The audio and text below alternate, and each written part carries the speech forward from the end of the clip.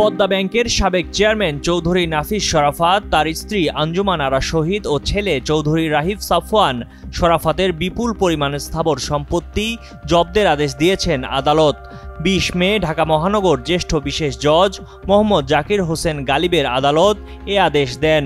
দুদকের পক্ষে জব্দের আদেশ চেয়ে আবেদন করেন সংস্থাটির উপপরিচালক মোহাম্মদ মাসুদুর রহমান।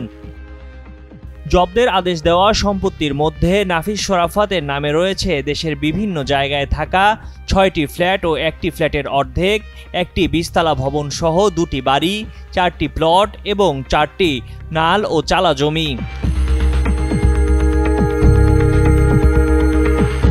নাফিস শরাফতের স্ত্রী আঞ্জুমান আরা শহীদের নামে থাকা ৫টি ফ্ল্যাট এবং ৩টি উঁচু নাল ও চালা জমিও জব্দের আদেশ দেওয়া সম্পত্তির মধ্যে রয়েছে। এছাড়া জব্দের আদেশ দেওয়া সম্পত্তির মধ্যে তার ছেলে রাহিফ সাফওয়ানের নামে থাকা ৭টি ফ্ল্যাট রয়েছে। এসব সম্পত্তি রয়েছে ঢাকা, গাজীপুর ও নারায়ণগঞ্জ জেলায়।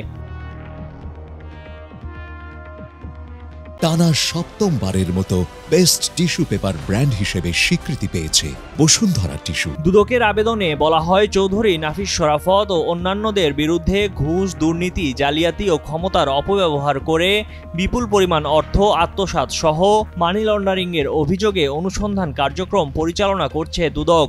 তথ্য পর্যালোচনায় নাফিস শরাফত, তার স্ত্রী ও তার পুত্রের নামে দেশের বিভিন্ন স্থানে স্থাবর সম্পত্তির তথ্য পাওয়া গেছে এবং তারা পলাতক রয়েছেন।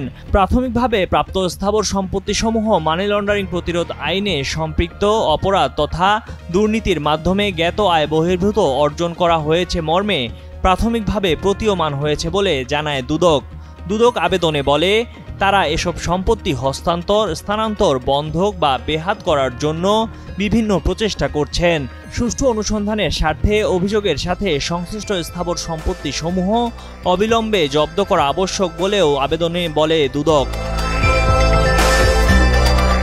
এর আগে গত ২২ জানুয়ারি চৌধুরী নাফিস শরাফতের নামে আরব আমিরাতে দুবাইতে থাকা ২টি ফ্ল্যাট জব্দের আদেশ দেন একই আদালত।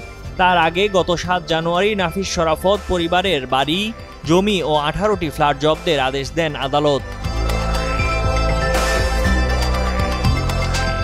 ময়ূখ ইসলাম, কালের কণ্ঠ ডেস্ক।